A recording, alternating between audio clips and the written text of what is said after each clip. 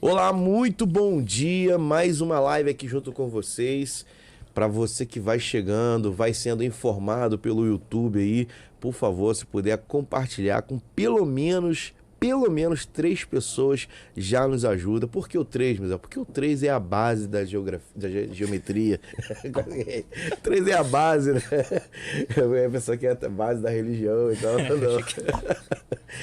E aí, compartilha aí com pelo menos 3 pessoas aí, nos ajuda, vai lá no grupo do WhatsApp. Aí, ó, 30 anos de curso. 30 anos de curso e esqueci de botar no silencioso. Aí você nos ajuda, começando essa live segunda-feira com mais um tema importantíssimo, de alta relevância e com uma conversa de alto nível, porque o negócio aqui hoje tá muito bom. É isso aí, Douglas. É isso, bom dia a todos que nos ouvem, né? Mais uma vez, mais uma live com mais um pré-candidato. Hoje estamos com o João Alberto, pré-candidato em Niterói, um grande amigo nosso. E para começar, a gente queria entender um pouquinho, né, para quem nos ouve de casa e não conhece o senhor, entender um pouquinho quem é o João Alberto, né? Uma forma resumida da sua história, como que foi sua relação com a política, hoje, como que você chegou nesse caminho, né, para estar aqui. Bom dia a todos. Meu nome é João Alberto, sou um morador, nascido e criado em Niterói. E minha família vem de uma história bem longa, principalmente ali no bairro do Largo da Batalha, Sapê, Maceió, Atalaia, nessa região ali central ali de Pendotiba. O meu avô, Alberto Lemos, foi fundador da Aviação Fortaleza, que depois deu origem à empresa Pendotiba, que todo mundo conhece, que cobre toda essa área aqui de Pendotiba, né? Meu pai, comerciante local ali do Largo da Batalha durante muitos anos. Depois foi para o Ceasa de São Gonçalo e passou o restante da vida dele todo trabalhando no Ceasa. A minha mãe, professora há 30 e poucos anos ali no Largo da Batalha, no Colégio Gomes Pereira, precisamente no Jardim Amoreco, que é onde tem a educação infantil do Gomes Pereira.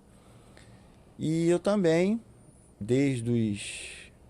comecei muito cedo trabalhando com meu pai no restaurante dele, né? E depois, quando eu fiz 18 anos, eu montei meu próprio restaurante lá em Piratininga. E depois eu tive comércios por toda a Niterói, de vários segmentos. Eu digo que eu sou um empreendedor, né? Então, tipo assim, eu vou navegando conforme a maré. Então, eu tive locadora de vídeo, né? Que se extinguiram, né? Sumiram e era uma febre, né? Tinha pra Com todo aquela canto. fitinha VHS. Fitinha Os VHS. streams acabaram com Tinha aquelas prateleiras do fundo? Exatamente. Então tinha para todos os gostos, né? E para todas as necessidades, falando assim, né? Como se eu soubesse o que era, né? Eu tinha uns 10 anos. Mas talvez você com 10 anos já deve ter ido lá na prateleira dos fundos. Não foi lá. Aí então, de repente, como todo segmento, eu penso assim, né? Porque o comércio é tão interessante, né? Que tem uma coisa que tá bombando, assim, pô, locadora de vídeo tinha em todo canto. As famílias iam nas locadoras, alugavam 10 filmes para assistir no final de semana. E era até uma coisa muito interessante, porque tinha uma questão social muito importante dessa relação de família. Então, levavam as crianças, e a esposa, o marido e as crianças, aí escolhiam os filmes infantis, escolhiam os filmes mais complexos para eles ali, e agradava todo mundo, e era isso. E era um movimento incrível. De repente começou a ter muita pirataria. A pirataria foi tirando parte da receita, e depois veio as TVs a cabo, e aí ficou insuportável, ficou insustentável, né? Você ter uma locadora. Aí eu migrei para outra coisa e fui trabalhando nisso. Então já tive depósito de gás, depósito de água, transportadora, agência de automóvel, gráfica. Fui viajando em tudo que é comércio. Então, hoje, eu me sinto assim, dentro do comércio, eu me sinto um cara preparado. Porque eu entendo de todas essas nuances de ser comerciante dentro de Niterói. Eu acho que dentro do Brasil, né, com tanta dificuldade. Você vê a mercadoria da loja acabando e tem que fazer dinheiro para repor mercadoria, corre para lá, corre para cá. Então é um grande desafio ser comerciante em Niterói, ser empreendedor, né? E eu também, isso faz parte da minha luta. Eu não disse isso ainda, mas sou pré-candidato a vereador em Niterói.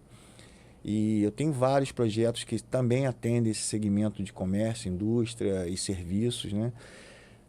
E voltando um pouco mais das minhas origens, eu fui uma pessoa que, quando não estava no restaurante com meu pai, eu estava na escola. E na escola, minha mãe sendo professora, muitas vezes eu ficava até além do tempo, né? Dependendo do dia que fosse, que minha mãe às vezes dava aula de manhã e de tarde. Então passava um bom tempo na escola e a minha formação foi se dando assim. Quando eu estava no ensino médio, eu já estava ganhando dinheiro, já era um cara que já ganhava dinheiro e tipo assim,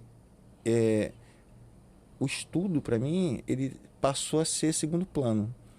Parei no terceiro ano do segundo grau e não voltei mais para a escola. Aí quando foi em 2005, já casado, a minha esposa professora falou assim, João, cara, volta a estudar, cara.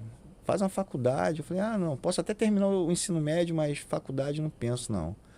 Aí terminei o ensino médio, né? Na modalidade EJA, que é a Educação de Jovens e Adultos. E pronto, peguei o diploma e ficou lá guardadinho lá. Aí quando foi em 2011, 6 anos depois, eu fundei um projeto social que tratava de atividades culturais e oficinas de desenho, oficinas de música, oficinas de criação de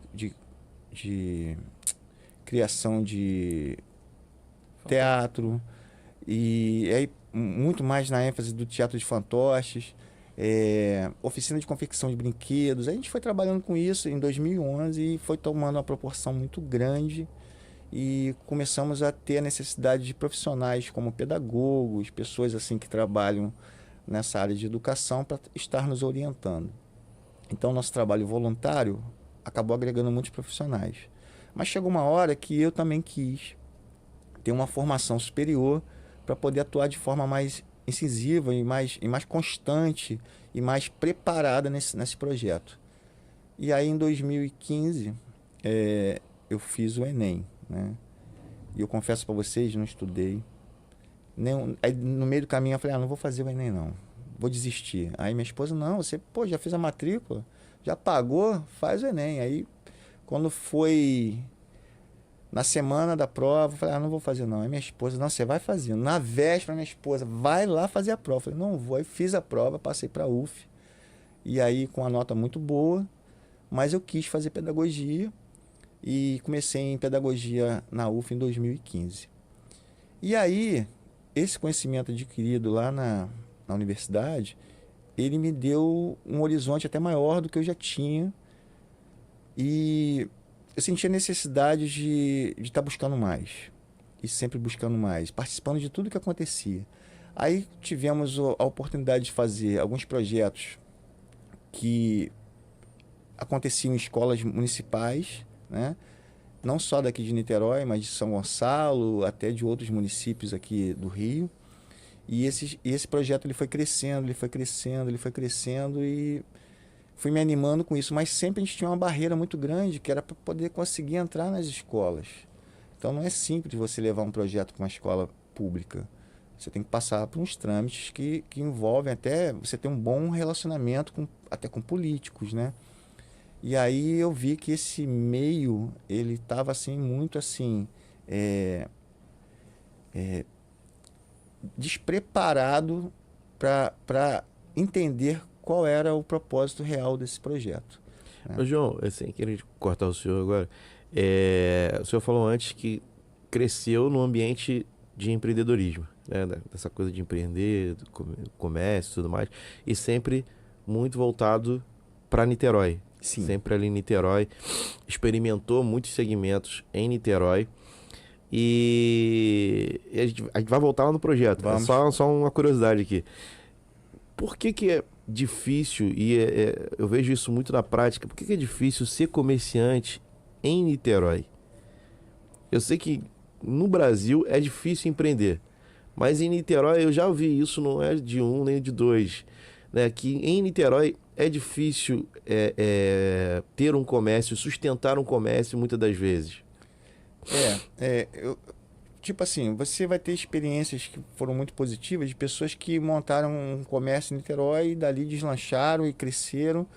Mas se você olhar o número de pessoas que começam alguma coisa em Niterói, não é só Niterói, é geral, mas assim, vamos falar de Niterói, que começam e eles não conseguem sobreviver pelo menos o primeiro ano, um número muito grande, né? O que eu observo é que existe talvez uma desordenação, né, desses comércios na cidade. Um exemplo disso que a gente pode ter, eu não sei se vocês lembram, quando a Avenida Central ali começou a se expandir e falaram que ia ser o grande boom imobiliário, que ali ia ser, tipo assim, um exemplo assim, como a Barra da Tijuca, né? Algo assim. Foi um boom. Teve uma especulação em cima disso. Teve uma especulação em cima disso, então os imóveis supervalorizados, e eu falo isso porque a maioria dos comércios eles têm as suas lojas, são alugadas, né? Então, os aluguéis em Niterói são altíssimos, né?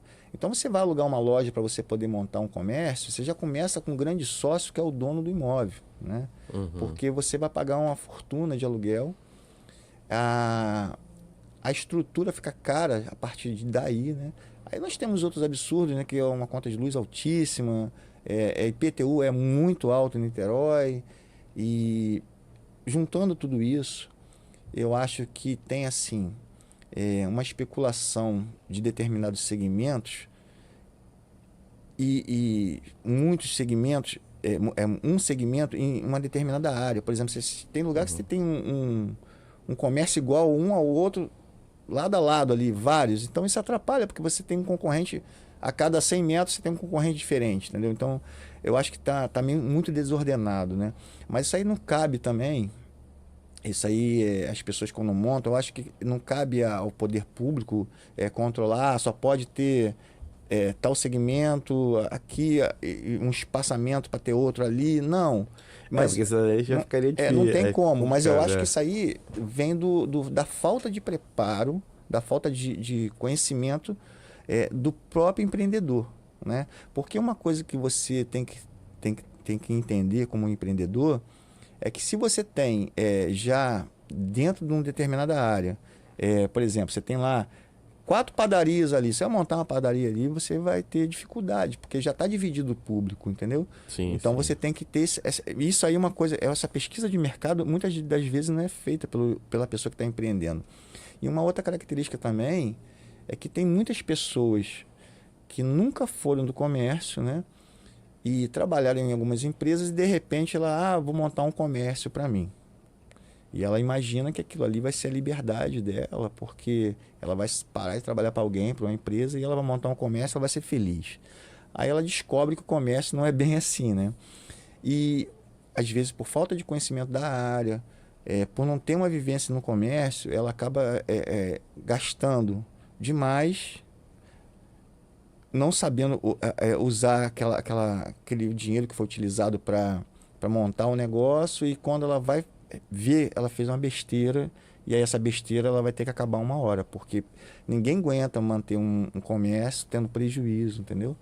Então você vê muitas lojas abrindo e muitas lojas fechando. Então mas bem também, será que não falta? Até alguém que falou aqui que em algumas regiões dos Estados Unidos, quando a pessoa vai abrir um comércio, eles já dão todo um estudo daquela área para saber se vale a pena ou não aquela pessoa. Não é que ele fala para ela, não vai abrir, mas mostra para a pessoa já todos os pós e os contra porque, por exemplo, a cidade, né, por exemplo, o Niterói, quando você vai abrir lá, vai na prefeitura, vai pedir o alvará, a autorização, vai fazer na junta comercial, eles têm toda a informação. Eles sabem quantos comércios tem daquele mesmo segmento naquela área, a questão populacional, entendeu? Se aqueles habitantes são mais, por exemplo, são mais moradores do que realmente moradores que trabalham em outro lugar. Então, eles têm todo esse estudo que poderia ser passado para quem quer empreender. Você quer montar o quê? Vou montar isso aqui. Bom, você não tem pessoas frequentes. Você vai passar isso, vai enfrentar isso. Você está tocando num assunto que acontece muito, sim. Vamos, não sei se pode falar empresas, pode falar nome de empresas? Pode. Por exemplo, você quer montar uma franquia do McDonald's, uma loja do McDonald's. Você não consegue montar uma loja do McDonald's sem ter aprovação de local deles. Então, tipo assim, eles fazem um estudo, eles vão dizer para você que ali não pode ou pode. E eles fazem um estudo quanto a isso, né? Então é tipo assim, pra você ter uma franquia não é suficiente você ter só o dinheiro, né? Você tem que passar por todo esse estudo que eles fazem, eles te entregam pronto. Então, tipo assim, eu acho que você quando vai montar uma farmácia, farmácia então, eu vejo uma farmácia do lado da outra em quase todo lugar. Eu não sei para que tem tanta farmácia assim, porque é muita farmácia. E eu não sei como é que sobrevive, né? Até é curioso. E não gera concorrência, porque geralmente os valores são iguais. São iguais, entendeu? É muito difícil você ter um preço diferenciado em uma farmácia para outra, dependendo do... Até você consegue, tem algumas farmácias que trabalham muito com genéricos, né? Você consegue, mas em geral o preço é igual. Agora você já viu uma coisa que não acontece com posto de gasolina. Postos de gasolina tem uma certa distância um do outro. Mesmo que sejam de bandeiras diferentes, existe uma distância. Só mesmo nos lugares muito concentrados, assim, de muito trânsito, mesmo que você vê um posto mais próximo. Né? Mas, porque fora isso, você vê que tem um respeito de área, tem um estudo, né? Acredito eu que tem um estudo quanto a isso. Então, acho que falta muito disso, né? Falta muito desse preparo. Mas aí esse preparo, ele pode acontecer... Por exemplo, você quer empreender, né? Poderíamos ter, assim... cursos, né, que capacitassem assim, esse futuro empreendedor, cursos rápidos, porque isso não precisa ter um estudo muito prolongado, né? Sim, são temas que você consegue abordar com uma certa velocidade, né? Um curso assim de 3 meses, você preparar, pelo menos o cara já entra no comércio, já tendo uma ideia um pouco melhor, né? Porque evita muitos erros, né? Verdade. E sem contar que... Não, pode falar. Sem contar que na cidade de Niterói, assim... Ela é diferenciada, por exemplo, de São Gonçalo e Itaboraí.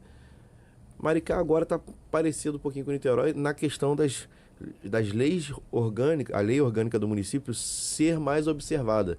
Então tem mais fiscalização, a tributação é levada a sério em cima do comerciante e às vezes a pessoa não está acostumada com isso.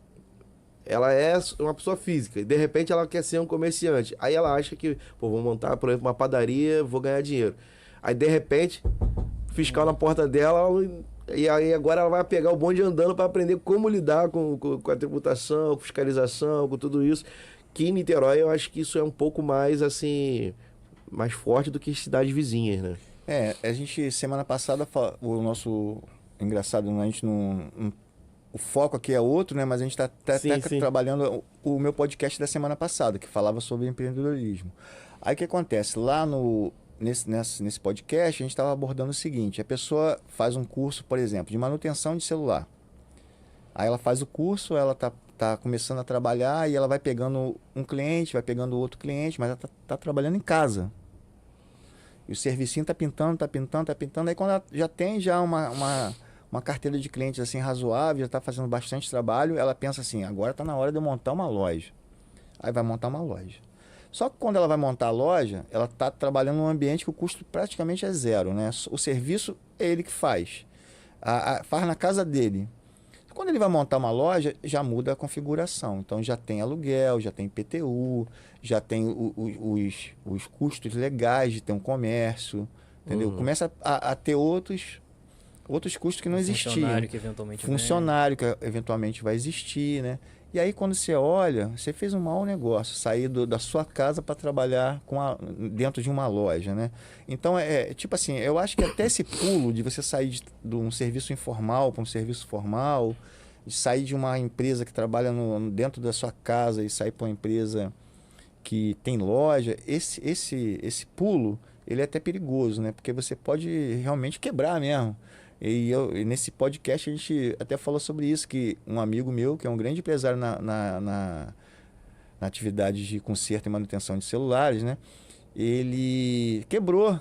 E ele contou, cara, eu quebrei, porque eu estava numa loja com custo muito baixo, mas eu via lá na minha frente, lá do outro lado da rua, um lojão alugando. Eu falei, cara, eu vou para aquele lojão, cara. Lá eu vou ter um crescimento, já estou vendendo pra caramba aqui acessórios, estou fazendo muita manutenção, vou sair daqui e vou para lá. E ele foi para lá, e aí os custos mais altos, quebrou. Então é tipo assim, às vezes esse pulo ele tem que ser muito pensado, né? E tem que ser algo muito estudado. Aí, voltando para Niterói, pensando em Niterói, o que acontece com Niterói é realmente isso, uma fiscalização que ela funciona de forma mais eficiente, né? E tem que existir, não é que não tenha que existir, mas os custos altos também, né? Os aluguéis em Niterói são muito caros. Você para montar uma loja, por exemplo, um aluguel sem ser numa área nobre aqui de São Gonçalo, você consegue alugar uma loja aí com menos de R$ 1.000. Sim. Agora você parte para Niterói e se você achar loja, 3.000, 3.500, 4.000, 5.000, depende do tamanho da loja. E é como sobrevive com o comércio que está começando, uma empresa que está começando, fora todos os outros custos, né? Então eu acho que uma grande dificuldade é essa. Mas é de se pensar que políticas públicas voltadas para aquela pessoa que está começando a empreender, eu digo assim, com custo de fiscal reduzido, né? A gente pode pensar numa diminuição de valores desses custos de impostos, essas coisas, para aquela pessoa que está começando, porque o primeiro ano é fundamental para que a empresa consiga prosperar. Geralmente as empresas que quebram, elas quebram no primeiro ano, entendeu? Deveria se haver, então, uma certa flexibilização para essa pessoa que está iniciando. Exatamente. Pelo menos durante esse primeiro ano ali. Esse período. E aí nós temos outras questões que acontecem, por exemplo, como aconteceu na pandemia, né? Na pandemia, essas restrições que foram impostas, e sei que foram muito necessárias serem impostas, elas causaram o fechamento de muitas empresas, né? Pessoas que quebraram. Eu tenho amigos do segmento de buffet, né, que trabalhavam com festas, que tinham diversas festas agendadas, e você sabe que a pessoa vai pagando durante o período, né? Tipo assim, contratou o buffet para fazer a festa, aí tem a casa de festa, tem o buffet, tem o pessoal do som, tem tudo isso, aí você vai pagando aquilo até o dia do seu casamento, até o dia do aniversário da sua filha. Só que nesse caminho houve a pandemia. E aí a pessoa tinha que ou devolver o dinheiro para a pessoa, né? Ou remarcar a data para uma data posterior quando acabasse a restrição.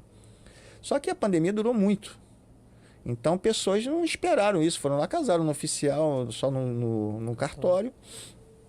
Quem fez 15 anos não pode esperar fazer a festa de 15 anos com 16, né?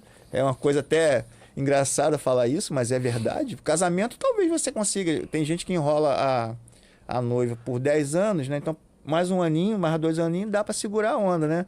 Já segurou 10, mas aniversário não. Aniversário 15 anos é 15 anos.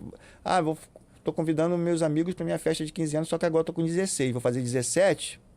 Aí fazer a festa agora, isso não teve como fazer. Então, muitas empresas dessas acabaram quebrando, porque perdeu aquele fluxo de dinheiro que entrava, porque ninguém mais fazia nada, e muitos quebraram. Os que sobreviveram, que tinham assim, uma condição de manter, eles dobraram seus patrimônios, assim, quando voltou a poder fazer festa, os caras estavam absolutos, porque, vamos botar assim, vamos ser bem positivos, pensar que só fechou 50% dos buffets, que foi muito mais que isso, mas vamos pensar que fechou 50%. Quando voltou a fazer festa, os caras estavam quebrados. As casas de festa desesperadas, porque não entrava dinheiro há mais de um ano. Então, qualquer um que chegasse lá e apresentasse lá um número de festas grande, assim, tinha desconto, tinha facilidades, entendeu? Então, quem se segurou e conseguiu se manter, ganhou muito dinheiro. Mas aí eu penso, né? Por quê? O comerciante que atravessou essa dificuldade, ele tinha que ter, por exemplo, vamos dar um exemplo assim, você tem um mini mercado e você vive essa pandemia e você tem lá um veículo ou 2 financiados, você tem vários custos que estão envolvidos ali, funcionário, aquelas coisas todas. Você podia ter um incentivo partir do próprio governo, uma ação que promovesse, prorrogar esses prazos, congelar esses pagamentos para o período que está ali sendo difícil para esse comerciante, mas a gente não viu essas coisas acontecerem, foram poucas políticas públicas que ajudaram e muita gente quebrou. E aí você tem a volta, né, quando acaba a pandemia, a volta, as pessoas querendo sair de casa, mas endividadas, sem emprego, muita gente perdeu o emprego. Então, esse aquecimento novamente do mercado, ele leva um tempo. Eu acho que até hoje a gente ainda está ainda sofrendo consequências de tudo aquilo que a gente viveu na pandemia. E dificilmente alguns vão conseguir retomar seus sonhos, porque quebraram mesmo, ficaram endividados e estão aí sem capital, mas tem muito conhecimento e vontade de trabalhar, mas não tem. Então, não tem o como voltar. Então, eu acho que a gente deve pensar assim, essa pandemia ela tem que deixar, pelo menos, aprendizado, né? A gente tem que entender que, por mais que parecesse impossível, né, a gente ver o que a gente viveu aquilo que a gente viveu na pandemia, isso pode acontecer novamente, né? E eu acho que é bem possível que isso aconteça dentro ainda de um prazo assim, máximo de 10 a 20 anos. E a gente, como sociedade, a gente tem que estar preparado para esse momento, né? Porque a gente já teve um aprendizado grande nessa pandemia, que isso sirva para a gente criar eu fico triste com isso, porque eu imagino assim, o cidadão comum, como nós aqui, a gente tem que ficar pensando assim, em guardar um dinheirinho, caso uma eventualidade aconteça, a gente tem que ter um plano B para algumas coisas, mas eu acho que o Estado, ele tinha a obrigação de, mesmo já tendo passado a pandemia, formar um grupo de pessoas que se organizem e façam planejamentos de uma próxima e futura pandemia. Porque o que foi o problema da pandemia na vida das pessoas? Que todo mundo foi pego de surpresa, inclusive o poder público, né? O Estado não estava preparado para viver esse momento. Nós não estávamos e o Estado não estava. Só que agora tem uma experiência já vivida. E ninguém faz... Eu não vejo movimentação nenhuma de organizações governamentais se organizando, né, no sentido de que, se tiver uma próxima pandemia, a gente tem uma contingência voltada para isso, né? Um grupo de pessoas preparadas para a gente não sofrer tanto, né? Então, isso aí me deixa assim um pouco... Eu falo até na universidade, Douglas é meu colega lá de UF, né? E eu fico pensando assim, poxa, na pandemia os nossos professores foram pegos de surpresa, nós fomos pegos de surpresa, de repente estava tendo aula online, né? E aí, vivendo aquelas dificuldades todas, muita gente não sabia usar certos aplicativos que foram utilizados para poder ter as aulas online, né? E eu vou falar por mim, eu achei uma experiência que acrescentou muito na minha vida essas aulas online, aprendendo a mexer nesses aplicativos, que hoje a gente consegue fazer muitas coisas por aprender ali a mexer nesses aplicativos, mas que eu não vi uma movimentação da própria UF de ter ali um grupo que esteja se preparando para uma nova e possível pandemia. Até porque até a pandemia muita gente não tinha nem contato, assim, esse contato mais direto com a tecnologia. Exatamente. Foram aprendendo a partir daquele momento, como se eu fosse, eu fui aprender a mexer nesses aplicativos. Muita gente talvez nem tinha contato com nenhum aplicativo voltado para esse ramo, assim, de live e tudo mais, e naquele momento teve que todo mundo aprender. E aí eu acho que volta o tema inicial. Exatamente isso que eu estava pensando aqui, porque isso faz uma ponte justamente com a sua pauta principal, né, que é a questão da inclusão. E como o senhor estava falando aqui na conversa em off, antes de começarmos a live, a inclusão não é só, embora muito importante que seja também, mas não é só para pessoas que têm algum tipo de deficiência, algum tipo de limitação, mas o próprio acesso à internet, que muita gente pode ter sido preterida na própria pandemia em relação a assistir aulas, porque a pessoa não tinha acesso à internet, ou pelo menos uma internet estável, e perderia aula, perderia conteúdo. Então, assim, como que isso se Exatamente, dá? olha só. Quando eu falo de inclusão, eu não consigo separar nenhum tipo de movimento. Eu só consigo entender a inclusão como um contexto só, como uma coisa só. Quando toda a sociedade está envolvida. né? Porque, por exemplo, por que eu estou falando isso? Vamos pensar na comunidade surda, né? Aí você tem uma criança que nasce, geralmente, né? 90% das crianças que nascem surdas, os pais são ouvintes. Então, uma criança nasce surda numa casa que os pais são ouvintes. E essa criança, esses pais não estão preparados. A maioria não estão preparados. E essa criança, ela tem um desenvolvimento assim de comunicação dentro de casa muito restrito. Ela não pode falar, porque ela não consegue falar, porque ela é surda. Ela não entende, não consegue entender o que os pais estão falando com ela, né? E o que acaba surgindo são sinais muito básicos que eles mesmos vão criando para poder se comunicar com aquela criança. E aí, por exemplo, coisas simples como tô com fome, ou então quero tomar um banho, sei lá, coisas simples vão criando entre eles ali. Só que essa criança, ela tem seu desenvolvimento cognitivo prejudicado, porque a linguagem ela é fundamental nessa formação, nessa aprendizagem, né? Que ela já começa antes da escola. A aprendizagem ela não começa na escola, ela começa antes da escola. E essas relações elas são muito prejudicadas pela falta de comunicação, pela falta da linguagem. E é uma linguagem que existe, mas muito rudimentar. Então aí essa criança, vamos botar a pior das hipóteses, né? Os pais não colocam ela para aprender Libras. Eles não aprendem Libras.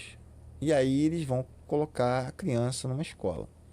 Na escola, que se diz nos parâmetros de hoje, né? A escola inclusiva para surdos, ela tem que ter ou um intérprete de Libras ou um professor bilíngue, né? Digamos que ela tem um professor bilíngue ou que ela tem um intérprete de Libras. Essa criança que vai para lá, ela não sabe Libras. Ela não aprendeu Libras. Então, ter o professor bilíngue lá ou o intérprete não tem sentido. Não adiantou nada. Ela só conhece aqueles sinais que os pais né, desenvolveram com ela ali durante o ambiente familiar.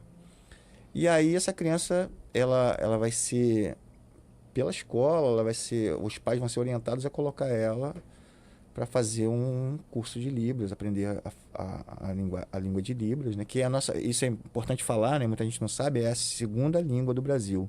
O nosso país é um país bilíngue. O português é a primeira língua e Libras é a segunda língua.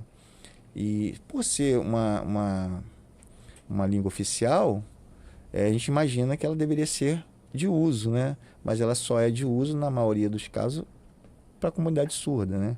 Os ouvintes, poucos são aqueles que aprendem Libras, né? Então é muito pouco, né? Geralmente as pessoas ligadas à educação, porque por lei faz parte do currículo das licenciaturas a gente ter a língua de Libras, né? Mas é muito superficial. Desculpa te cortar, só para fazer um adendo nisso. Ainda tem esse problema, porque como você mesmo colocou, somos colegas ali de UF, eu sou da área de letras, mas mesmo nós que somos, não vou dizer obrigado porque parece uma coisa pejorativa, mas nós que precisamos aprender Libras, é um período só, que é obrigatório. Libras 1, apenas Libras 1. É muito rudimentar, é muito sumário o que a gente aprende e depois não tem uma continuidade para que você possa praticar. Então, eu mesmo tenho um conhecimento muito, muito, muito básico de Libras, que se tiver uma pessoa surda aqui, provavelmente eu não vou conseguir me comunicar. Exatamente. Porque eu não continuei praticando. Exatamente. Isso aí é uma coisa que a gente observou na prática, né? Tanto eu quanto você fizemos Libras 1, né? Eu na minha área, você na sua, mas que a gente percebe que é insuficiente, não qualifica a pessoa para ser um professor bilíngue, não qualifica a pessoa nem sequer para bater um pequeno papo com alguém que seja surda. Então, aí vamos voltar para essa criança. Essa criança, os pais são orientados a levar essa criança para aprender Libras. Aí vamos ter vários problemas aqui em Niterói, que foi o fechamento de 3 instituições que ofereciam o ensino de Libras de forma gratuita e que não existem mais. Aí o pai vai ter que recorrer a um curso pago para poder fazer, e a gente sabe que nem muitos nem muitas famílias elas conseguem ter acesso a poder pagar um curso desse. Quem acaba mais sofrendo são os mais pobres, pessoas mais pobres. Mais vulneráveis, né? Exatamente. Mas vamos dizer que ela, família, conseguiu colocar essa criança no curso de Libras, aprendeu Libras, e essa criança agora ela está indo para a escola e ela já fala em Libras, né? Tá ali. Só que a educação, a aprendizagem, ela não se desenvolve apenas com um professor passando um conhecimento e o aluno como um receptor daquele conhecimento, e ali o que o professor fala, o aluno recebe e não é assim que funciona. Existe uma relação das pessoas que estão envolvidas nesse conhecimento, que são os alunos, o professor, o que os alunos conhecem de mundo, o que o professor conhece de mundo. Então, essas trocas que existem na aula são responsáveis por essa aprendizagem, por essa obtenção de conhecimento, que é muito trocado. Aí você imagina uma criança surda que fala em Libras e um professor bilíngue que dá aula, né, também em Libras e português. Então, ela vai estar lá dando aula em português, fazendo os sinais de Libras para aquela criança surda entender, e em português para as outras crianças que são ouvintes entenderem. Beleza. Só que não existe interação entre a criança surda e a criança ouvinte. Então, quando a criança não consegue interagir com seus pares, isso fica muito reduzido, essa troca, né? Então, eu tenho um projeto que envolve o ensino de Libras na educação fundamental 1 e 2. Por exemplo, para ouvinte ou não, uma criança que é ouvinte, aprender Libras, para ela, além de ela ter o desenvolvimento de algumas habilidades, porque a língua de Libras é tão interessante que o visual, o movimento das mãos, os gestos, as expressões, elas são fundamentais na língua de Libras. Então, o desenvolvimento dessa maneira de falar que é em Libras vai evoluir muito, até mesmo a forma como essas crianças vão se comunicar. Falando de crianças ouvintes. Aí chega uma criança surda num ambiente desse. Ela consegue interagir com o professor, interagir com os colegas. E aí, no desenvolver lá do ensino fundamental 1 e 2, essas crianças estão aprendendo Libras. E outra coisa, quando elas saem, e ali eu estou falando do ambiente escolar, mas quando elas saem do ambiente escolar e elas vão com seus pais numa padaria, no restaurante, se tiver alguma pessoa surda ali, que hoje uma pessoa surda vai no restaurante, não tem ninguém no restaurante que fala em Libras, então ela tem dificuldade de se comunicar. Uhum. Aí vai no mercado, não tem ninguém que fala em Libras, ela tem dificuldade de se comunicar, né? Ela não consegue falar com ninguém ali. E aí, você pensando numa geração que está ali aprendendo Libras ali, como está aprendendo português, como está aprendendo outras disciplinas, ela está desenvolvendo aquela linguagem, e quando ela sai dali, ela se comunica com as pessoas surdas na sociedade. Sim. E aí você está formando cidadãos bilíngues, né? E aí, essa já é uma ideia de uma sociedade inclusiva. Inclusive, lá na escola do meu filho, né, o Colégio Raio de Sol, posso falar, que é o nosso parceiro aqui, eles têm esse aprendizado, né, essa coisa da Libra. Então, meu filho de 7 anos, né, ele fala alguma coisa já. Interessante. Ele usa. E aí, um dia eu tava no mercado,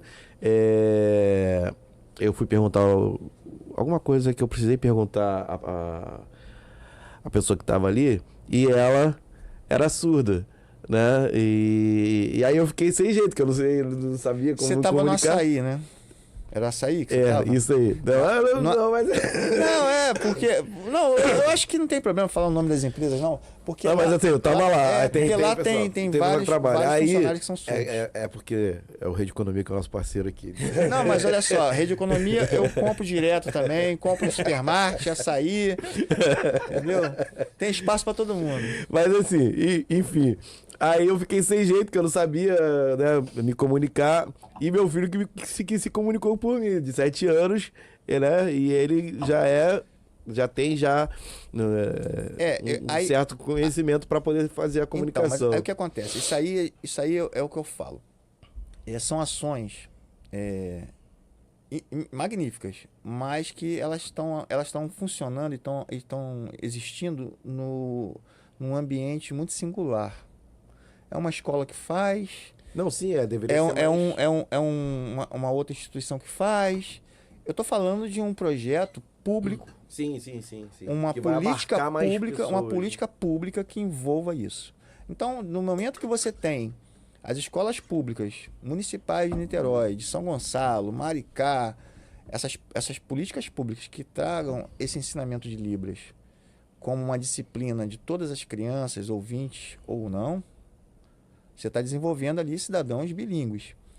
E que também leis municipais que estabeleçam que seja também obrigatório nas escolas privadas também o ensino de Libras. Isso como grade, né? Como grade, fazer parte do currículo.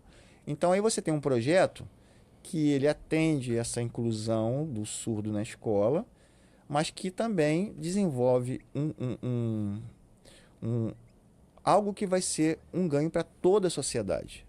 Então, tudo isso envolve sempre pensar numa coisa muito mais coletiva, uma coisa muito mais ampla do que políticas que atendam de forma muito restrita determinado público, entendeu?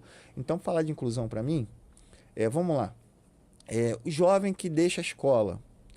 O jovem que deixa a escola no ensino fundamental 2. Então ele abandona com pouco estudo a escola, aí compra uma moto, vai trabalhar de mototáxi, vai trabalhar de entregador, vai trabalhar de qualquer outra função, de balconista, e ele começa a ganhar o dinheirinho dele, e aí ele começa a ganhar o seu dinheirinho, ele vai deixando o estudo de lado, e cada vez fica mais difícil estudar, porque aí ele está trabalhando, está cansado, e se ele trabalhar de noite, a maioria das escolas da EJA, quase que todas, só funcionam à noite. Poucas são aquelas que oferecem o curso da educação de jovens e adultos durante o dia. Então, se ele trabalha de noite, além dele ter o cansaço, ter tudo isso, ele não tem horário para estudar. Então, ele abandona mesmo. Aí nesse meio tempo ele já arrumou família. Já constitui família, aí vem filho, aí vem ter que trabalhar mais e tudo. Aí, quando você vai ver, esse jovem, ele fica... Ele pode até conseguir. Eu estou falando isso porque... Eu também faço entrega na minha loja lá, eu tenho entregadores, mas eu também faço entrega. E já fui funcionário trabalhando como entregador, né? Porque nesse caminho de empreendedor, quando eu quebrava, eu tinha que arrumar um jeito de ganhar dinheiro para empreender de novo. E aí você se levanta, aí você acerta a mão, aí você ganha dinheiro. É uma montanha russa. Então já trabalhei também fazendo entrega. E não é um salário ruim. Se você levar em conta que um motoboy de uma pizzaria, de uma empresa que trabalha à noite, ele ganha uma diária, mais as taxas de entrega, mais as gorjetas, você bota na ponta do lápis, ele tem um bom salário, e ele ainda consegue durante o dia trabalhar numa farmácia de entregador, consegue fazer um mototáxi, consegue fazer um moto Uber, um moto 99. Então, tipo assim, se você for analisar financeiramente, se for só pelo lado do dinheiro, você vai falar pro cara assim, não, meu irmão, volta a estudar não, que você está perdendo dinheiro. Você está perdendo dinheiro, porque você ganha muito mais dinheiro trabalhando no que você está fazendo do que você estudando. Você vai estudar, você vai perder um ano da tua vida, 2 anos, 3 anos. Pro cara que está ali naquela atividade, ele está satisfeito. Só que tem um detalhe. A educação, ela não é só para você ganhar dinheiro. Entendeu? A educação, ela tem um valor muito maior do que o financeiro, que é a condição de você... estabelecer conexões com um conhecimento que vão fazer de você uma pessoa melhor. Você vai ter, vai entrar em ambientes, eu não estou falando em ambientes sociais não, mas em ambientes agradáveis para a vida de um ser humano. Uma conversa que pode ser muito mais produtiva para a sociedade. Você vai ter um conhecimento que vai te elevar o seu nível de compromisso com a sociedade e com o mundo. É algo extraordinário. Eu falo isso porque eu sempre fui uma pessoa muito... como eu vou falar para você, assim... sensível a determinadas causas, né? Como sempre eu falo dos amigos que eu tenho, que são cadeirantes, que são surdos, que são cegos, que eu convivo com eles, mas...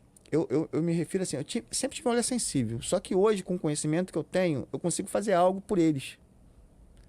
Eu consigo fazer algo por eles e algo que, fazendo por eles, acrescenta na sociedade. Entendeu? Porque a sociedade ganha. Porque a gente está vivendo num país, e talvez até no mundo, né? Poucos devem ser os lugares que essa sociedade inclusiva exista de uma forma plena, que essas comunidades elas vivem entre si. Entendeu? Elas acabam se isolando e formando comunidades, guetos, né? Guetos.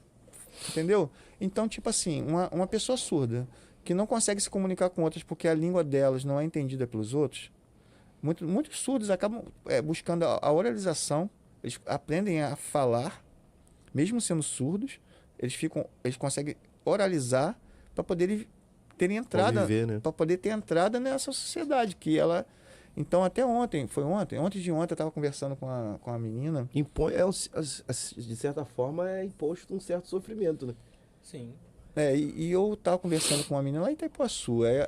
O pai dela tem um comércio lá. E a gente começou a conversar. Aí eu falando sobre essas questões, aí eu perguntei: você tem alguma pessoa do seu âmbito que é surda? Aí ela falou assim: o meu transista é surdo. Seu transista é surdo, e como é que você comunica com ele? Ele fala. Então, ele é oralizado. Se ele não fosse oralizado, ele ia fazer a trança dela lá, ela ia ter o serviço feito, mas ela não ia ter comunicação. Ia ser comunicação zero, né? Mas por ele ser oralizado e ele ler os lábios, ele consegue ler os lábios, então ele entende o que ela está falando e ele consegue falar e ela entende. Lógico que o som, a voz, não é igual. A pessoa que é oralizada, ela não consegue falar algumas palavras assim do jeito que a gente está acostumado a ouvir, mas você entende, entendeu? E isso consegue fazer com que essa pessoa se socialize mais. No caso, ele adquiriu essa habilidade, né, de ler o lábio e tal, mas ele é uma exceção. São poucos que conseguem, porque não é fácil, cara. Você já imaginou você não saber o som de nada, você ser surdo, você não conhece som algum, você conseguir pronunciar um som? A língua é complexa, ele é de letras, a língua é complexa, entendeu? Muito. Então, como é que você consegue... eu acho incrível, a pessoa que tem esse... Eu sigo até eu acho que são duas pessoas que são surdos oralizados, que eles falam muito sobre essas questões, e eu sigo eles no Instagram. Agora, o que acontece? A gente tá falando... E tem dados ou alguma coisa assim, por exemplo, de quantos surdos a gente tem? Tem dados. Em Niterói, aproximadamente 4.000 surdos. Né? É mesmo? Agora, tem umas questões que me incomodam muito, que o conhecimento da comunidade surda, ele tem umas barreiras muito grandes para chegar até a gente, né? Porque, cara, a gente deixa de aprender muito com eles.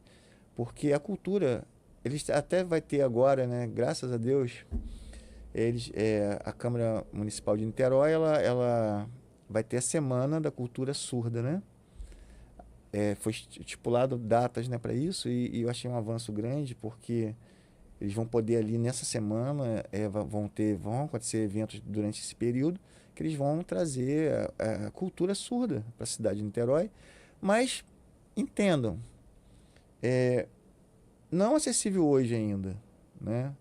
Porque como você observa o mundo, você que é ouvinte, você que enxerga, você que fala, como você observa o mundo, não é a mesma maneira que um surdo observa o mundo, né? Você vê hoje cada vez mais a cidade cheia de sons, de ruídos, de moto passando, quase que explodindo os tímpanos, carro barulhento, moto barulhento, sem contar com os ruídos, que são os ruídos urbanos, né, que existem, que você, tipo assim, tudo que você está olhando ali está sendo afetado por esses ruídos. Então você não consegue nem fazer com que sua mente consiga ter algum foco em alguma coisa. Você imagina uma pessoa surda tendo estando no mesmo espaço que você, sem esses ruídos, sem esses barulhos que distraem, e por eles terem uma capacidade visual de maior do que a nossa, eles conseguem observar coisas que a gente não observa. Então eu estou falando isso porque passando pela observação, o conhecimento passa pela observação, né? Né? O conhecimento passa pela observação. O conhecimento ele não surge apenas da sua mente, algo que você, pensei numa coisa maravilhosa. Esse pensamento ele parte de coisas que você observou e está observando o tempo todo. Então, essa constituição de cultura do surdo, ela é diferente da nossa e a gente tem que trocar com eles. Para trocar com eles, a gente tem que falar em Libras, a gente tem que trocar e se comunicar com eles. Não vai ser a semana da cultura surda que vai fazer com que você conheça a cultura deles. É a interação. Isso é interessante porque foi até a pauta do meu projeto quando eu fiz Libras, né? Uhum.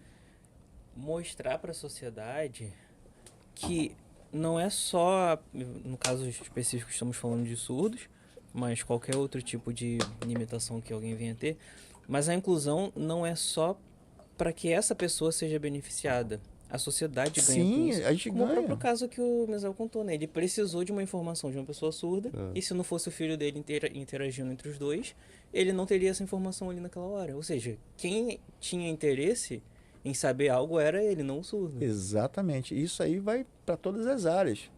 Em todas as áreas de conhecimento, a troca ela tem que existir para você ampliar essa sociedade, evoluir essa sociedade. Então a gente está perdendo muito, não só com a comunidade surda, mas com várias outras comunidades que não eram para existirem nessa condição de isolamento, de como você falou, de criar guetos, né? Não era para ser assim, era para estar todo mundo se relacionando e a gente tinha que ter essa capacidade. E a gente tem, acho que a gente já vive numa sociedade que, entre aspas, está evoluída, né? Se a gente comparar com outros momentos da sociedade que a gente teve aí até agora, a gente evoluiu, né? Digamos assim, entre muitas coisas. Porém, dentro dessa área, eu acho que a gente ainda andou muito pouco diante de todas as possibilidades que existem de projetos, enfim, de movimento que a gente possa fazer em direção a diminuir essa exclusão, por exemplo, que surdos sofrem, que cadeirantes sofrem, que a gente avançou bastante. Mas a gente avançou bastante, mas parece que deu uma estagnada. Não, a gente já fez algumas rampas ali, a gente já fez alguns procedimentos aqui, agora a gente se encaixou. Meio que assim, né? A gente se encaixou, a gente já tem algumas vagas destinadas aqui e tal, pá. E parece que a gente não avançou mais do que isso. E aí eu acho que é interessante ter pessoas que trazem isso à luz e falam, não, calma aí, ainda tem muito para ser feito. Olha que loucura, né? O que eu vou falar não é uma crítica a você nem a ninguém daqui do estúdio. Mas, por exemplo, só para você entender como é que é complexo, eu vou dar outro exemplo que você vai falar assim, caramba, realmente. Por exemplo, se eu fosse uma pessoa cadeirante, o seu estúdio está no 2º andar, tem escada, eu teria que ser carregado até aqui. Não tem elevador. A estrutura da cidade, ela não é feita para cadeirante. Tipo assim, as pessoas não pensam. Tipo assim, eu teria que subir aqui carregado, por você ou por Douglas, né? Ou os dois, porque eu não sou muito levinho, os dois me carregando, botar aqui para poder ser entrevistado. Então a estrutura não é pensada nisso. Vou dar um exemplo que aconteceu tem mais ou menos um mês. Eu tenho vários amigos cadeirantes, mas tenho 3 amigos que eu convidei para ir num evento. E aí eu falei, cara, o evento vai começar a tal hora. Aí eles falaram assim, a gente vai de Uber. Vocês vão de Uber? A gente vai de Uber. Eu falei, pô, já que vocês vão de Uber, então se chama 2 Uber, né? Porque para ir no Uber, às vezes eles não levam 3 cadeirantes, vai levar no máximo 2, 1 ou 2. Por causa que tem kit gás na mala, não dá para botar cadeira. Sendo que alguns Uber chegam lá e até cancela, tá? O Uber chega lá quando vê que a cadeirante cancela. E aí temos um outro problema. Se for de ônibus, o ônibus só leva um cadeirante por vez. São 3 pessoas indo para o mesmo lugar. Tem que pegar 3 ônibus diferentes. Olha o absurdo. Então, um dos projetos que eu quero trazer para Niterói é ampliar o número de vagas de cadeirantes dentro de ônibus. Porque um cadeirante já é um absurdo. Pelo menos 2.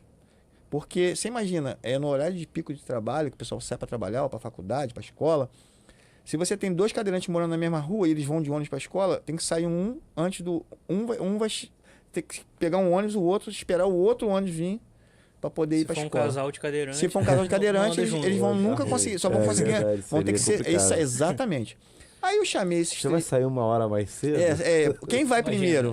Quem vai primeiro? Vou te esperar lá, hein? Tipo assim, vai ser isso. Infelizmente. Aí, 3 amigos meus, eu convidei eles e aí tinha toda essa dificuldade deles irem de ônibus, por causa que teriam que pegar 3 ônibus, Se eles forem de Uber, ter que chamar 2 Ubers e mesmo assim correndo o risco de serem cancelados quando chegassem lá. Aí eu falei, não, deixa comigo, eu vou levar vocês. Então tá ótimo. Aí eu tirei o step do carro, andei legal, tá sem step, sem macaco, sem chave de roda, eliminei tudo na mala, e meu carro é uma mala grande, para poder caber as 3 cadeiras ali na mala. E parti para pegar eles. Cheguei lá, eles estavam me esperando lá no restaurante, aí coloquei eles dentro do carro, aí eles foram para dentro do carro, aí comecei a arrumar as cadeiras lá atrás na mala. Aí elas desmontam todas, né? Aí desmontei, comecei a colocar, pô, teve 3 rodas que não tinha onde botar mais. Eu falei, caramba, não cabe, eu desesperado. Pô, e agora, como é que eu vou fazer com isso? Eu não queria botar no colo deles. É constrangedor. Você está convidando a pessoa para sair com você, aí você vai e pega, leva aqui a roda aqui no colo aqui. Entendeu? Aí eu falei, pô, não vou fazer isso. Aí eu tô tentando arrumar. Aí o vizinho, meu amigo, de uma forma muito ingênua, assim, ingênua no sentido de não é uma pessoa, teve a maldade, é uma né? pessoa maravilhosa. Ele falou, poxa, cara, deixa eu te ajudar aí. Ele foi me ajudar, ele viu que não dava mesmo. Ele falou assim, pô, você vai pro evento com eles? Eu falei, vou. Você vai com eles e você vai voltar com eles? Eu vou voltar com eles. Pô, deixa as cadeiras aqui então, não precisa levar as cadeiras. Aí eu olhei, pô, cara, essa ideia que você teve foi maravilhosa. Aí eu chamei ele, vem cá. Aí, ó, Paulinho teve uma ideia maravilhosa aqui. Vocês não precisam levar as cadeiras. Deixa a cadeira aqui que eu vou levar vocês, vou voltar. Aí eles começaram a rir. Aí o Paulinho ficou assim, meio sem saber por que eles estavam rindo. Eu falei, Paulinho, a cadeira é a perna deles. As cadeiras são as pernas deles. Então não, eles têm que estar com a cadeira. Aí Paulinho, poxa, caramba, nem pensei nisso. Porque para uma pessoa que não convive, a cadeira é uma bicicleta.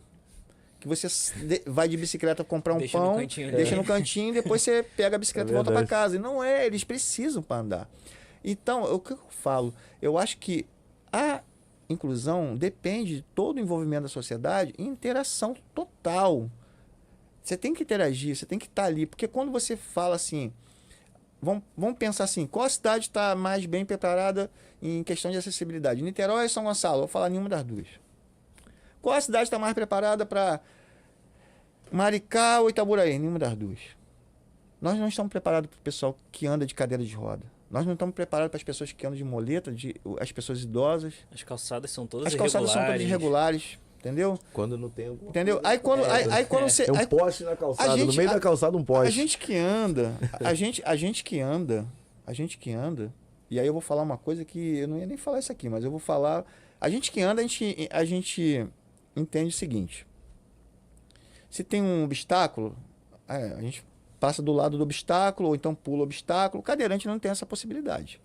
Se tem um buraco ali e não tem outro lugar para passar, ele vai ter que passar pelo buraco e a cadeira pode virar, e o cara, se a cadeira virar, às vezes ele não consegue nem se levantar. Tem tudo isso.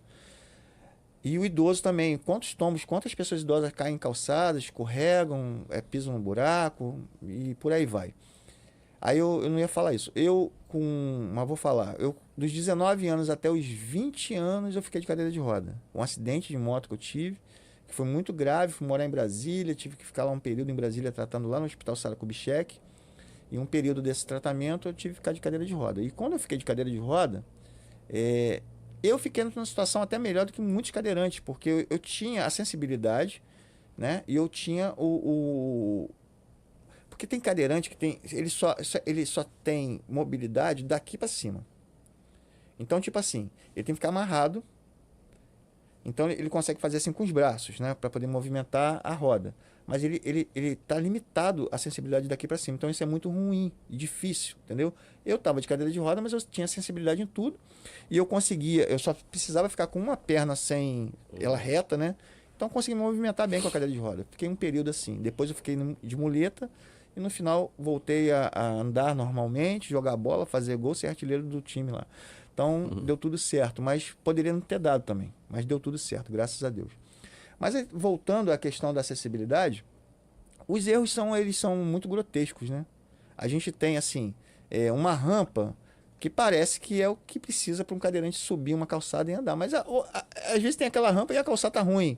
Ou então tem só aquela rampa. Às vezes a rampa é íngreme, né? Íngreme demais.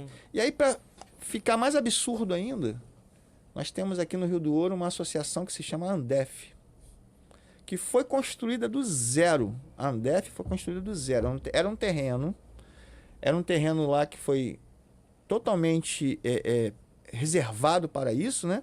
Construíram uma instituição que é uma instituição que atende cadeirantes, atende portadores de deficiência, mas que é um local totalmente íngreme. Você já foi lá na Andef? Já. Parece que você está subindo o Pico Everest. Se você for cadeirante, então, você está subindo o Pico Everest. Aí sabe o argumento? Não, mas a gente tem van que leva daqui para lá, se precisar, leva. Tem a van que eu, particularmente, eu não vejo ser muito utilizado. Quando eu passo lá e olho, os meninos estão subindo sempre de... Eles com as forças deles mesmo, entendeu? O movimento, ainda mais dia de movimento, que tem bastante... Às vezes tem jogos, tem essas coisas, são muito cadeirantes. Aí tem rampa? Tem rampa. É como subir a Pestalozzi. A rampa, quem conhece a subida da Paciência, por aí. Mas só que vai pra lá, vai pra cá, vai pra lá, pra cá. Cara, é tipo assim, se fez uma coisa do zero, por que não fez num lugar plano? Ah, não tinha terreno plano para vender, eu duvido. Com dinheiro público, milhões que foram gastos, por que não procurou um terreno plano para construir? Aí faz um negócio íngreme e um lugar que não tipo assim, faz muita coisa boa, mas não é aproveitado como deveria ser, poderia ser ampliado para muitas outras coisas, né? Um espaço maravilhoso, muito grande, poderia ser ampliado, atender outros segmentos de portadores de deficiências, até ampliar isso. Eu fico triste, então eu vejo assim, dinheiro público sendo gasto assim, de forma desordenada, sem planejamento. Não é só isso, a gente vê obras, né? Obras que acontecem que não se pensa se faz uma obra sem planejamento, e quando você vai ver, aquilo que foi feito já deu problema, tem que fazer de novo. Então, é mau uso do dinheiro público. Essas construções, que eu não consigo entender isso, né? Que tem liberação de até 4 andares, não precisar de elevador. Pô, mas então, para cadeirante não... acho que até 5, né? Até 5 andares não precisa de elevador, mas como é que lei foi essa? Então...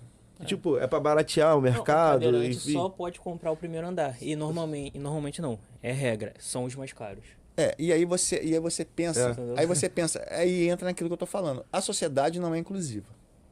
Né? A sociedade é excludente. E ela é excludente em vários segmentos. No poder público, na própria estrutura social mesmo. Ela exclui essas pessoas, né? Quando você faz vou fazer a minha festa de casamento, né? Você não escolhe um salão que tem acessibilidade, você escolhe um salão bonito, tudo, mas tem que ser, não pode ser hipócrita, temos que ser realista. A gente não observa certas coisas que são necessárias para uma pessoa cadeirante, portador de deficiência, idoso, de acessar. Parece que não existe. Parece que não existe. A gente tem que ser realista. Por exemplo, teve um amigo que falou para mim assim, não, foi até minha filha que falou, pai, fulano quer visitar essa igreja aqui. Uma igreja bonita. Fulano quer visitar essa igreja aqui. Ele quer vir? Que horas que ele vai vir? Ele vai chegar a tal hora. Aí eu falei, tá bom, me avisa quando ele estiver vindo. Sabe por quê? Meu irmão, não tem acesso. Aí, para não dizer que não tem acesso nenhum, tem uma rua que é muito íngreme, que ele não conseguiria subir com as forças dele mesmo na cadeira. O que eu fiz? Fiquei esperando dar a hora para quando ele chegar, ir até ele. Vai para a igreja? Vou para a igreja, vamos lá que eu vou te levar. Fui lá, levei. Aí cheguei lá, obrigado, não sei o quê. Aí foi lá assistir o culto, já chamei o obreiro e falei assim, quando acabar o culto, por favor, ou me chama, me liga para me vir fazer isso, ou você leva ele até lá embaixo. E vou dar um conselho para você, conversa com seu pastor, criar alguma forma de ter ou um obreiro ali embaixo, ou 2, ou criar alguma forma de ter acesso aos cadeirantes para essa igreja, porque a igreja é muito boa. Mas imagina, um cadeirante tem a ideia assim, hoje eu quero ir numa igreja, vou visitar aquela igreja. E ele chega aqui, não tem nenhum obreiro ali observando isso, se tem alguma pessoa com deficiência, ou um idoso para ajudar a subir, se não tem obreiro, o cadeirante vai chegar ali, vai olhar pro rampão e falar assim, Senhor, me desculpa, mas deixa para a próxima, que aqui não dá não, vou procurar outra igreja. É mais ou menos assim. E fora as repartições públicas, que eram para ser exemplo, escolas. Tem escolas que quando um cadeirante se matricula, eles já ficam pensando assim, como é que a gente vai fazer? Porque a turma dele é no segundo andar, vai ter que pegar aquela turma e jogar aqui para baixo, porque a turma aqui de baixo é para as crianças menores. A gente vai ter que pegar essa turma daqui, jogar lá para cima. Já mexe com toda a estrutura, porque não foram construídas pensando. Exatamente, não teve um planejamento já no início. Planejamento, exatamente. A gente vê muito isso, o senhor falou de igreja, né? No ambiente religioso já não se pensa isso. Não se pensa. Você vê muita igreja que não tem tipo assim, nenhuma. A fé diz, né? Levanta-te e anda. Mas enquanto Jesus fez isso, beleza, o cadeirante chegava lá para ver Jesus falava assim, levanta-te e anda, né? Não era assim? Só que hoje a gente não tem visto. Já são 4 mil surdos. A gente não tem visto esses milagres acontecendo, que se tivesse acontecido. Já são 4 se Jesus ainda estivesse aqui. Contado. Hein? Se Jesus estivesse aqui operando esses milagres, olha só, vou falar uma coisa, eu não tendo a entrar em religião, mas eu vou falar uma coisa. Jesus, quando estava aqui, ele orava pelo cadeirante, pela pessoa que estava ali, seja qual for a deficiência, ele orava, curava, e a pessoa voltava a andar, voltava a enxergar, né? Você fez assim a cura do cego, né? Jesus falou assim, obras maiores ainda vocês farão.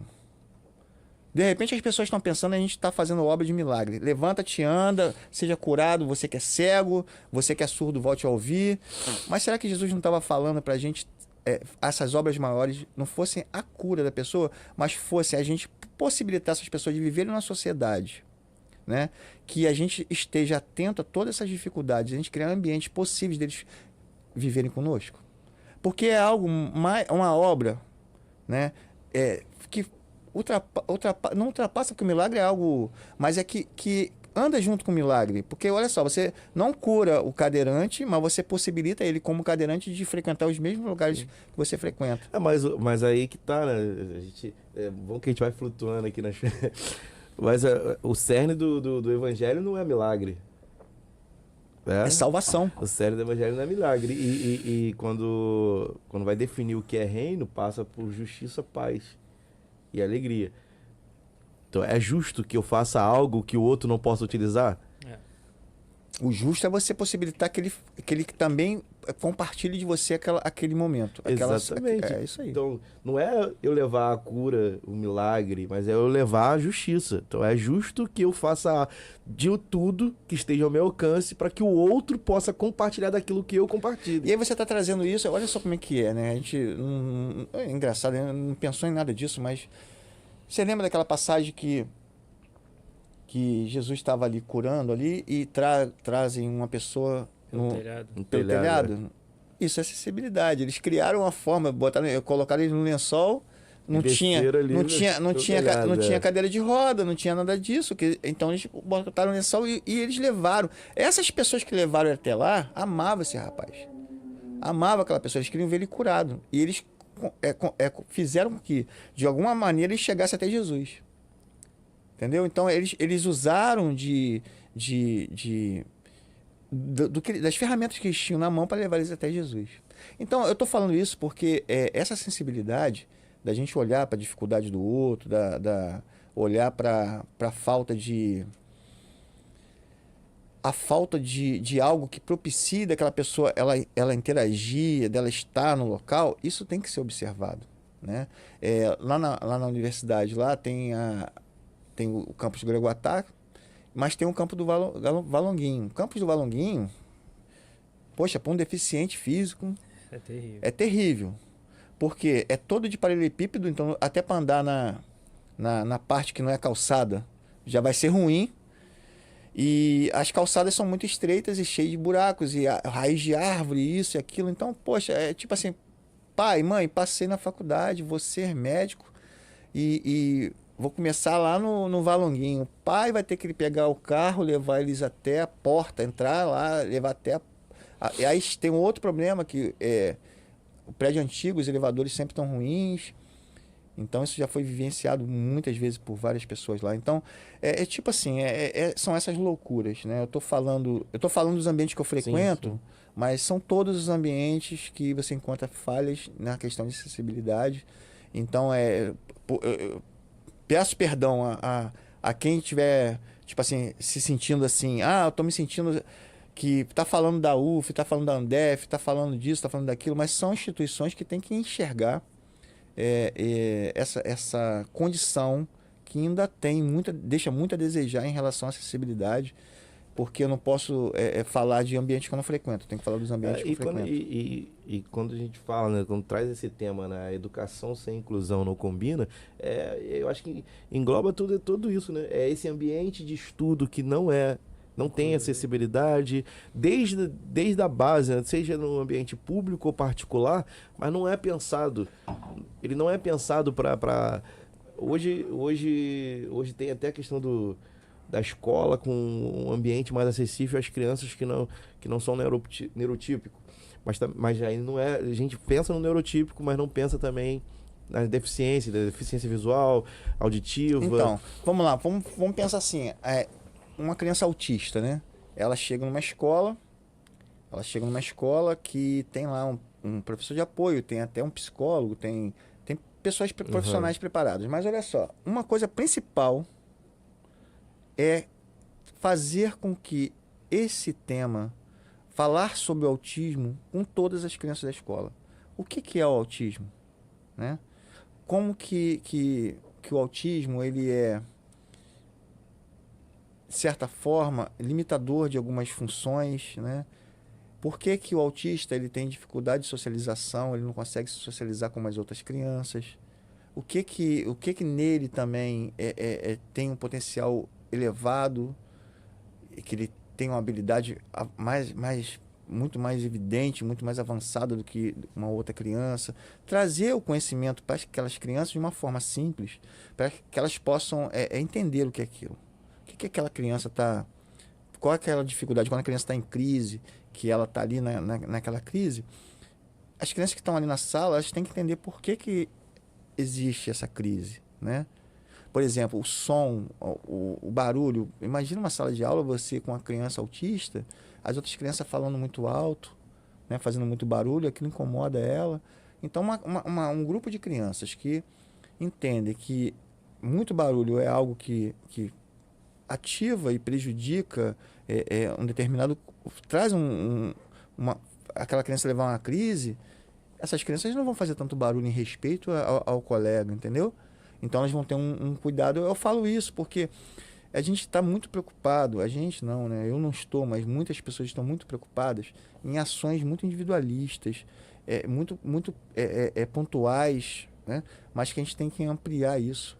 A gente tem que falar sobre autismo com as crianças, a gente tem que falar sobre autismo com a sociedade, a gente tem que falar sobre as limitações do cadeirante em função de acessibilidade, a gente tem que falar sobre a dificuldade do surdo se comunicar com as outras pessoas por elas não saberem a língua delas. A gente tem que falar sobre isso, mas falar, promover ações, fazer com que isso seja algo visto. E trazer eles para a sociedade, né? Exatamente. Essa convivência, né? E eles perceberem acolhidos pela sociedade. Né? Exatamente. E que essa sociedade ela seja uma sociedade que permita que eles possam ter as mesmas oportunidades, eles possam usufruir dos mesmos espaços, entendeu? Então, quando a gente tem que começar pelo público, e o público ele tem que ser um exemplo, e aí começar a criar cada vez mais uma forma com que a iniciativa privada também comece a enxergar isso, entendeu? Comece a enxergar isso como algo necessário, e a sociedade cobrar isso, mesmo eu não sendo cadeirante, cobrar a falta de uma calçada boa. Eu não sou cadeirante, mas eu vou cobrar das empresas de ônibus que, pelo menos que o poder público venha mexer com isso, para botar mais uma cadeira. Eu sei que os empresários, meu avô era empresário de ônibus, né? Eu acho que se meu avô tivesse vivo, eu teria que conversar bastante com ele, explicar para ele dessa necessidade. Mas eu acho que meu avô até entenderia bem que meu tio ele teve poliomielite, ele ficou paraplégico. Então, talvez o meu avô, por ter um filho assim, meu tio ficou por causa da poliomielite, então talvez ele entenderia. Né? Mas, assim, outras pessoas que estão apenas, vamos falar a verdade, visando apenas lucro, né? O custo deve ser alto para hoje você ter ônibus com rampa, tudo que... eu acho que esses são outros absurdos que a gente tem que tentar mudar isso. Uma cadeira de roda custa R$8.000, entendeu? Aí eu fico pensando, o que uma cadeira de roda tem para custar R$8.000? Entendeu? Isso, estou falando das básicas. Tem cadeira de 20 mil, 30 mil. Eu falei, pô, dá para comprar um carro. Entendeu? Mas isso é justamente a visão do lucro. Por quê? uma bicicleta, como você está colocando antes, eu posso ter ou não. Pode facilitar minha vida, mas não é necessário. A cadeira é necessária. Não tem como um cadeirante Não ter uma viver cadeira. sem. Então, Exatamente. ele vai tirar recursos de onde não tem para adquirir aquela cadeira. Por isso os preços são elevados. E aí tem uma outra questão que eu não falei, mas que é outro projeto também. A gente tem o 92, né? Tem o 91, tem o 93, tem vários, né? Tem vários serviços que são prestados através desses números. E a ideia é criar em Niterói um serviço de atendimento por telefone para cadeirantes. Por quê? Você sai daqui hoje e vai para Niterói, né? Você anda. Você vai pegar um ônibus, vai de carro, vai de moto, você anda. O cadeirante sai daqui para Niterói para trabalhar ou para estudar, para o centro, né? Sai daqui para o centro para estudar. No trajeto ele pode furar um pneu, ele pode quebrar um rolamento, ele está a pé. Ele está a pé mesmo, porque ele não tem como se locomover com a cadeira quebrada ou com a cadeira com o pneu furado, e ele está a pé. Então aí o que acontece? Numa situação dessa, imagina se ele não tem recurso para ele conseguir pagar um Uber para poder voltar para casa, ou se ele não tem recurso para alguém da família ir de carro buscar. Então a ideia é criar uma central de atendimento que atenda todos os cadeirantes dentro do município de Niterói, em caso que ele fure um pneu, que ele quebre um rolamento. Então o cadeirante vai ligar para um número, vai ter uma unidade móvel, uma van para chegar até lá. Se for um pneu conserta na hora, vida normal, vai lá trabalhar. É um problema mais complexo, tem algo que vai ter que fazer um conserto maior, leva o cadeirante para casa, entendeu? E tipo assim, uma cadeira reserva para ele poder ficar no período que estiver consertando e faz o conserto. Isso tem que ser um serviço público. A maioria dos cadeirantes não tem renda suficiente para manter uma cadeira tão cara. E o conserto não é tão caro, entendeu? O serviço não é uma coisa tão cara. Se a gente disponibilizar aí pelo menos uma van para começar um trabalho desse, né? Uma pessoa que faça a manutenção nessa van e um motorista, a gente consegue atender praticamente quase que a população toda de cadeirantes de Niterói, porque não é um número tão grande E não é toda hora que não é toda hora que quebra. Então a gente imagina, Sim. se tem um custo de uma van, um motorista e uma pessoa para fazer o conserto e uma central de atendimento que pode ser compartilhada com talvez um outro espaço que já faz serviço de teleatendimento. Então a gente tem coisas baratas que podem ser feitas, baratas para um orçamento de 6 bilhões de reais, que é o orçamento de Niterói.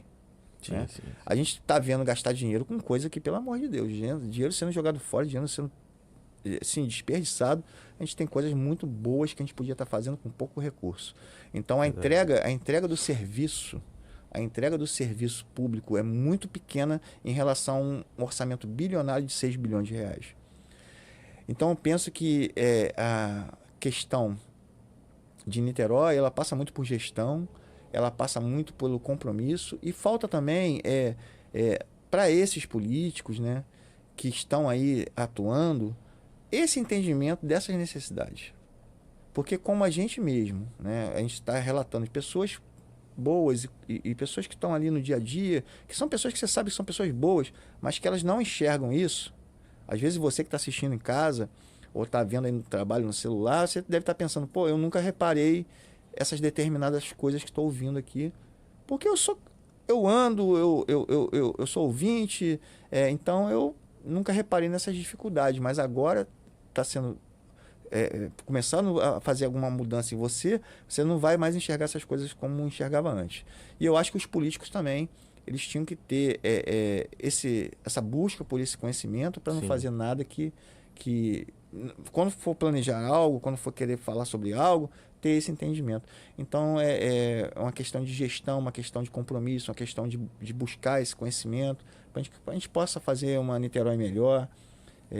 Eu não vou condenar pessoas por não agirem porque são de ideologias diferentes. Não, estou condenando o ser humano desatento a essas questões. Eu não estou trazendo questões partidárias, questões de ideologia, não.